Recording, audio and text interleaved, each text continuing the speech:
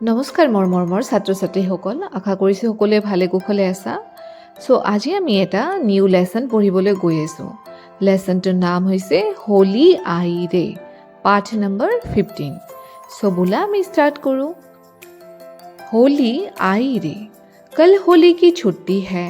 अयन और स्नेहा दोनों भाई बहन आज बहुत खुश हैं। पिछली बार होली के दिन अपने दोस्तों के साथ मिलकर उन्होंने खूब धमाल मचाया था।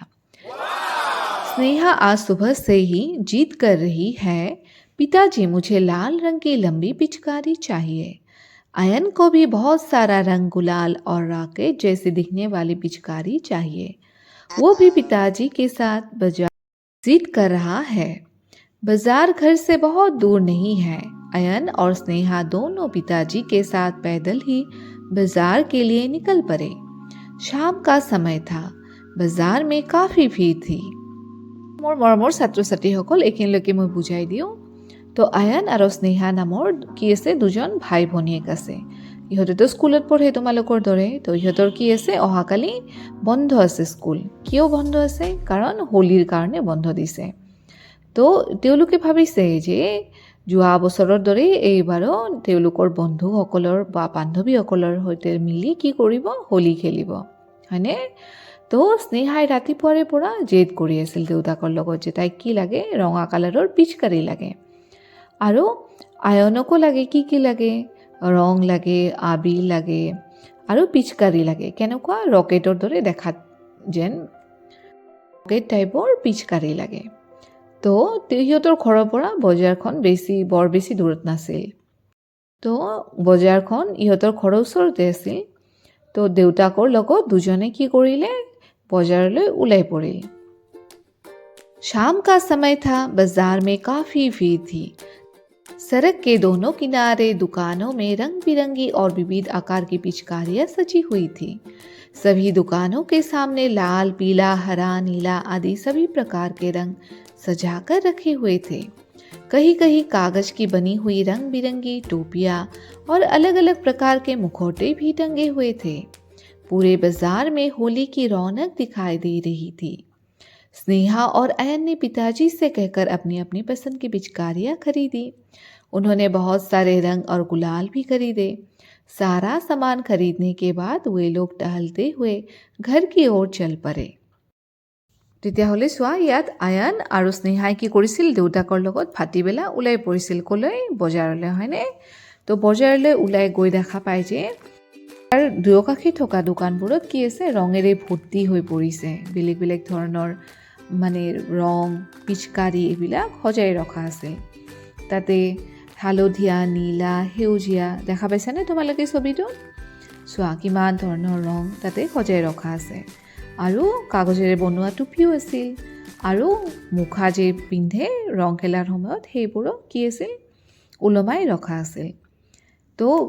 বজাৰখন দেখা পাই গম পোৱা গৈছিল যে কি আছে, হোলীৰ বাবে, খেলাৰ বাবে কি কৰিছে, বজাৰটো একদম ৰংচঙীয়া হৈ উঠিছে।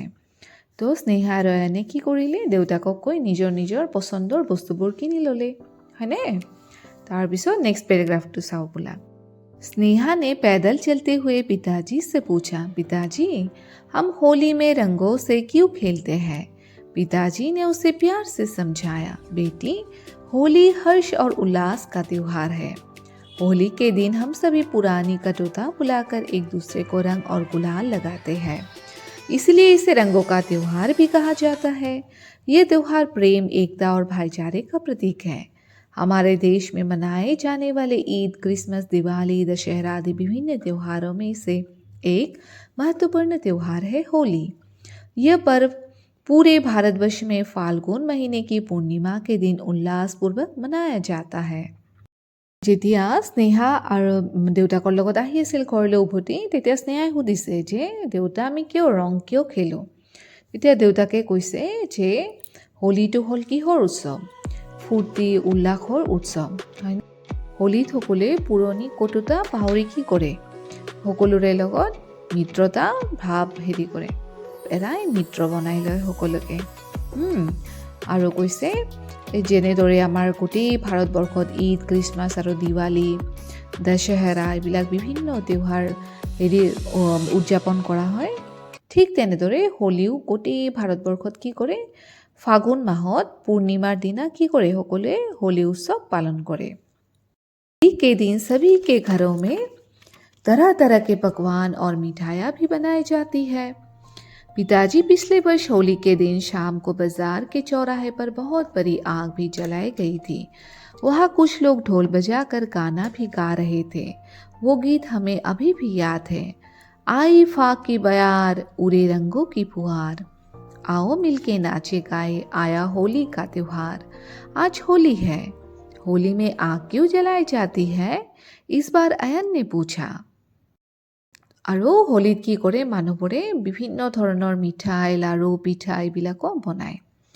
তো অয়নে এইবাৰ দেউতাকক সুধিলে যে দেউতা, তোমালোকে চৌৰাহা মানে বুজি লোৱা, চৌৰাহা মানে হৈছে চাৰ ৰাহু কা সংগম, মানে চাৰিটা ৰাস্তা য'ত একেলগ হয়, হয় না? তো কৈছে যে যোৱাবাৰ এই চৌৰাহাত কিয় মানুহে জুই জ্বলাইছিল আৰু তাতে ঢোল বজাই মানুহবিলাকে গানো গাইছিল। तो देवता एक बार की कहे, हुना सुन। अच्छा, तुम्हें वो आग जलाने का दृश्य याद है? उसे होलिका दहन कहा जाता है।